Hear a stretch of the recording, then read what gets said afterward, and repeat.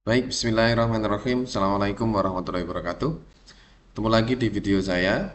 Pada video kali ini saya akan membahas tentang pengantar atau pengenalan aplikasi pengolahan data yang bernama Smart PLS atau Smart PLS 3 yang sudah kita install di laptop kita atau di PC. Nah, sebagai pengantar, apakah itu aplikasi Smart PLS? Ya, pengolahan data penelitian itu menggunakan Smart PLS. Pada intinya, Smart PLS digunakan sebagai alat untuk menganalisis statistik, ya, yang menggunakan pendekatan struktural equation modeling atau bisa disingkat SEM, yang berbasis partial least squares, makanya disingkat PLS. Aplikasi ini sangat berguna dalam hal pengolahan data, ya. Satu, analisis model kompleks, model penelitian yang kompleks. Dua, mengatasi masalah ukuran sampel yang sangat-sangat kecil. Kemudian yang ketiga, mengolah data yang tidak memenuhi asumsi normalitas. Mengapa Smart PLS itu dipilih? Ya, sebelumnya saya buka dulu aplikasinya. Ini yang ikon aplikasi desktopnya, logonya kayak gini, gambar bulat terus ada semacam mind map bertuliskan PLS. Nah, sembari menunggu saya jelaskan mengapa Smart PLS ini dipilih. Ada tiga alasan kenapa. Yang pertama, satu, user friendly atau bisa dibilang tidak memerlukan pemahaman mendalam tentang pemrograman statistik. Yang kedua, visualisasi yang mudah, yang mana menyediakan tampilan grafis untuk memodelkan hubungan antar variabel. Kan contohnya saya ambil, ya, saya ambil contoh. Nah, eh, jadi secara visual nanti terlihat lebih mudah, ya, tampilannya. Kan,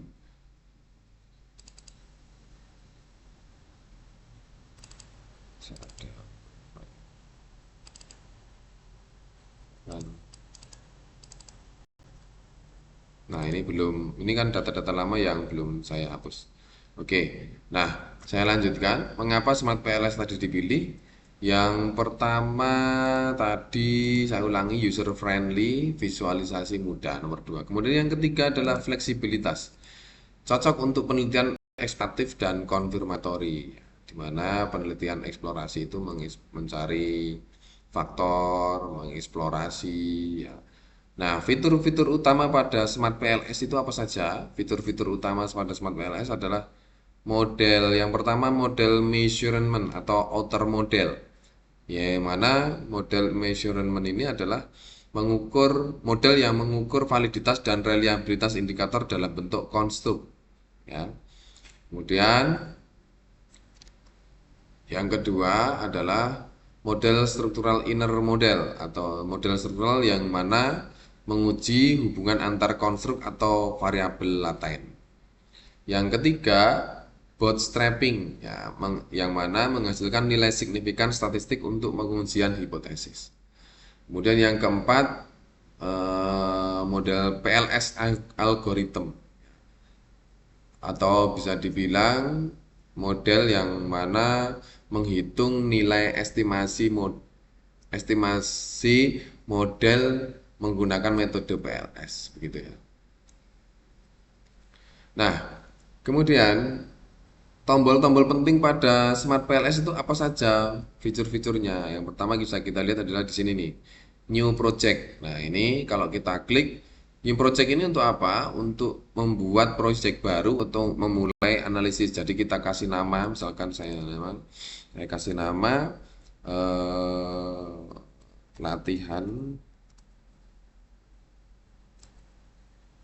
uji coba. Nah, gitu, ya, kasih nama name latihan uji coba. Oke, maka akan muncul berada di sini nih, latihan nama uji coba. Ya, begitu, ya.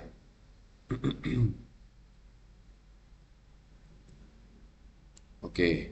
Nah, setelah itu kita sudah punya new project latihan nama uji coba, maka eh, akan muncul di bawahnya anak menu yaitu double klik to import data dan latihan uji coba. Ini kalau kita klik masih kosong karena belum ada data, belum kita import datanya. Datanya nanti bisa diimport dari data Excel yang import datanya itu datasheet dalam format CSV atau data XLS ya, dari Excel yang sudah di format XLS.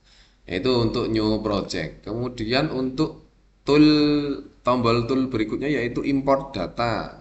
Import data yaitu dari file import data. Nah, import data file ini bisa kita ambil dari manakah datanya, ya kan? Kemudian berikutnya draw tool. Nah, drawing tools. Nah, itu di mana nanti kita bisa menggambar sendiri. Drawing toolnya di sini letaknya ya. Jadi kita menggambar sendiri secara manual variabel laten maupun indikatornya serta connect-nya atau hubungannya, garis yang menghubungkan. Laten variabel nanti dibuat secara berbentuk lingkaran bulat-bulat ya, berbentuk lingkaran yang bulat-bulat seperti itu.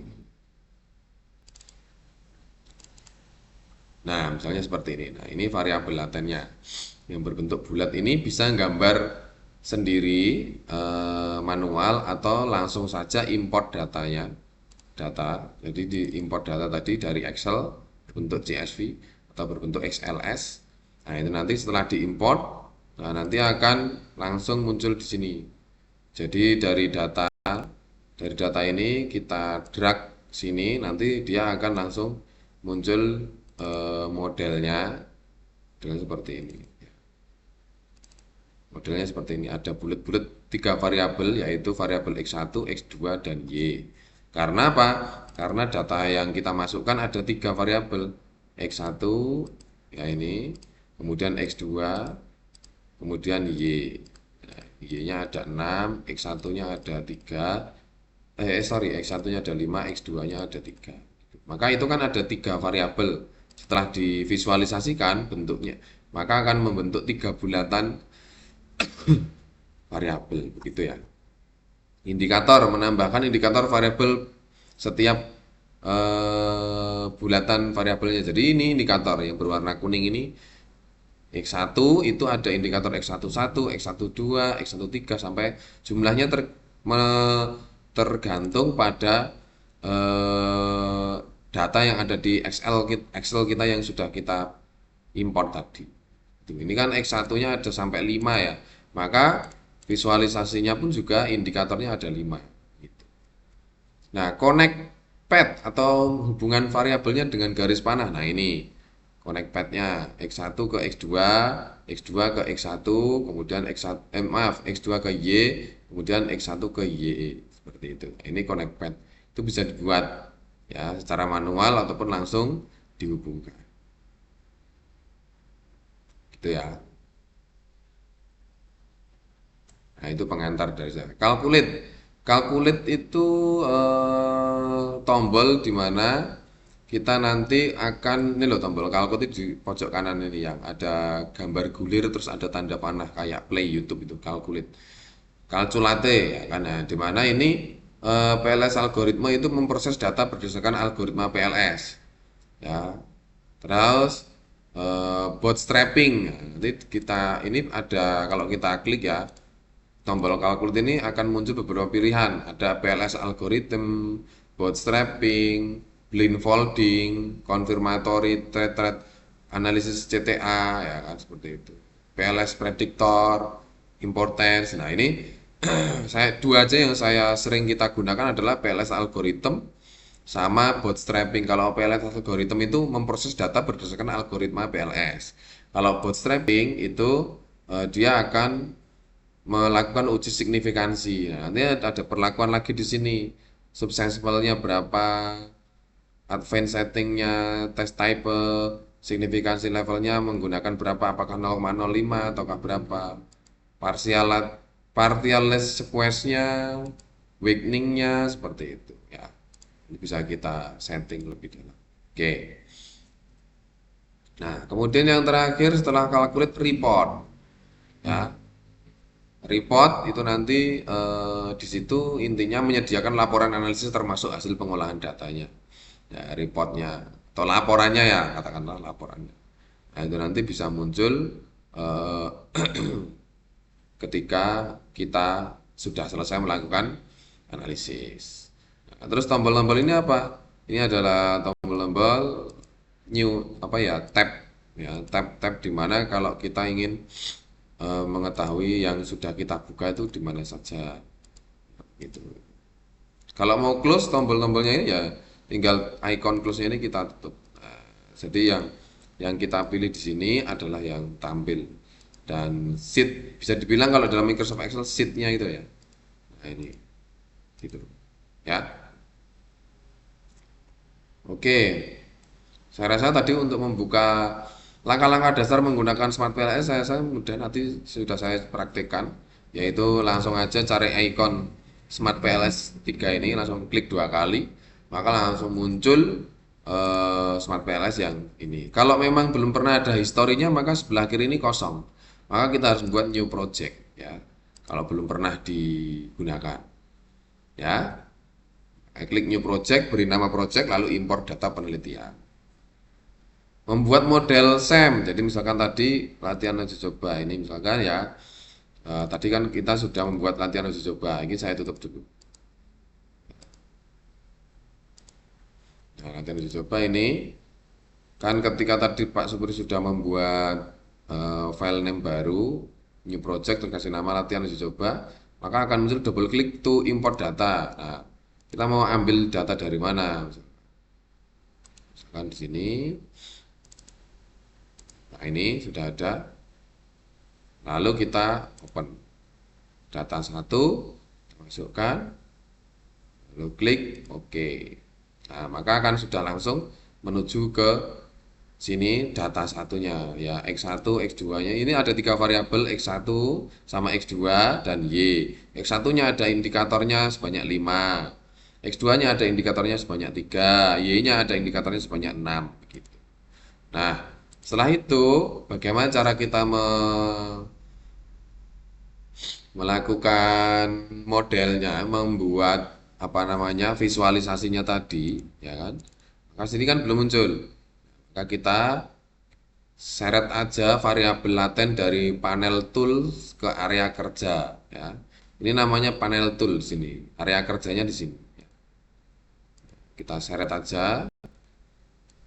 Sini klik.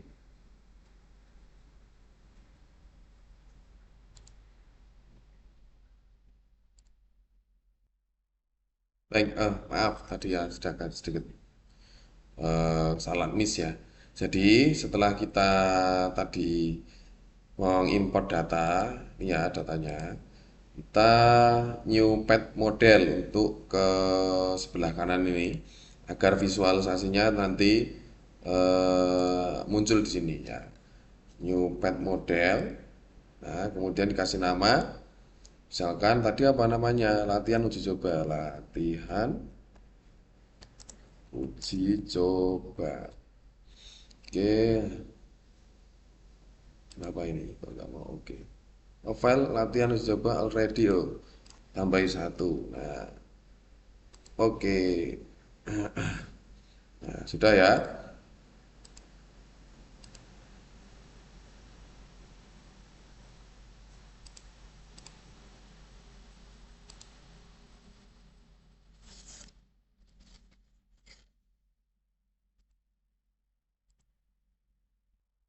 Baik, setelah tadi kita membuat apa namanya? Model baru atau new pad model, add new pad model, maka kita perlu membuat visualisasinya di sini dengan cara mungkin kita ini kan belum muncul nih angka-angka nominal data penelitian yang dari setiap variabel yaitu X1 berapa, indikatornya X2 berapa dan Y. Nah, ini ada 3 tombol ini kita pilih yang paling biru, yang paling kanan. Nah, ini kan muncul indikator 1, X1, X11, X12, X13, X14, X15. Nah, ini kita blok dulu. Caranya bisa diklik dulu X1.1. Kemudian di keyboard komputer kita atau laptop kita tekan tombol Shift, tahan.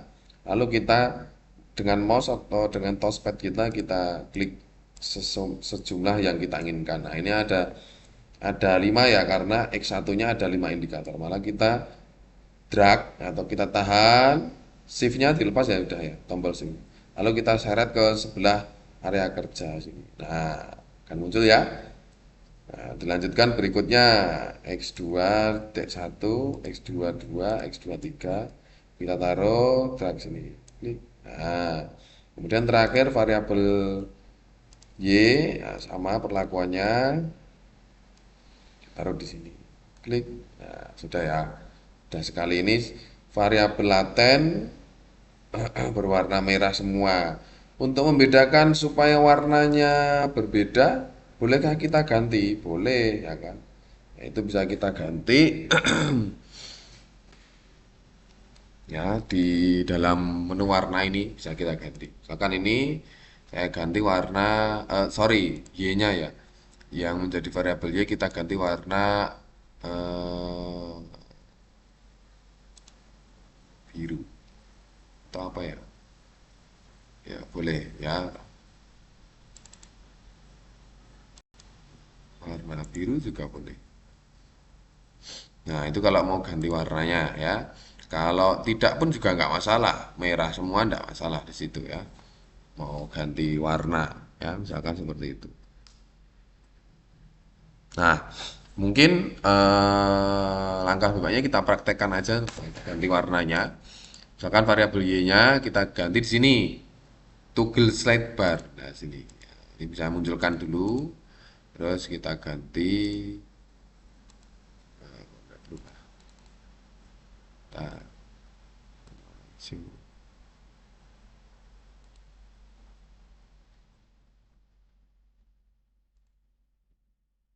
inner tag, outer tag, to sign to background.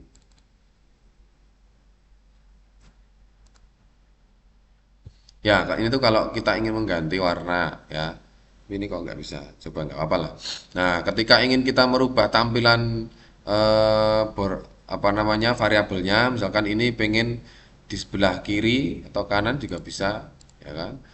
Ini di bawah. Nah, ini di kanan. Terus ini di atas. Ya terserah ya. Alignment yang di bawahnya ya. Bebas sesuai dengan keinginan masing-masing. Misalkan ini saya pengen pindah di bawah aja. Nah, begini. Ini variabel Y-nya ada indikatornya. Kemudian variabel X2 kita pindah ke kanan. Nah, seperti itu. Mudah ya cara untuk ininya. Nah, terus untuk berikutnya untuk membuat connect atau hubungan, kita klik tombol ini connect ya ke sini. Nah, variabel X1 ya kita connect ke variabel Y. Nah, seperti itu. Saya ulangi ya. Jadi diklik dulu dari ini variabel X1, kemudian variabel X2 juga connect ke Y. Nah, diklikkan di arah variabel X2, kemudian diarahkan ke variabel Y. Seperti itu. Terus variabel X1 ke X2. Nah, seperti itu. Sudah. Oke, ini pengantar pertama terkait bagaimana cara kita menggunakan aplikasi Smart PLS untuk eh, mulai dari mengimport data, kemudian membuat model ya PET atau model SEM dan memvisualisasikan ke area kerja. Nah, ketika ini kita sudah berada di tahap pendahuluan awal part 1 bagaimana menggunakan Smart PLS untuk mengolah data penelitian. Nah, kita lanjutkan untuk part berikutnya yaitu kita nanti akan mengolah datanya yaitu dengan klik calculate. Nah, kita ingin olah apa, PLS algorithm atau bootstrapping atau apa dan lain sebagainya, tergantung kebutuhan. Nah, itu akan kita bahas di video part yang kedua. Oke, selamat mencoba.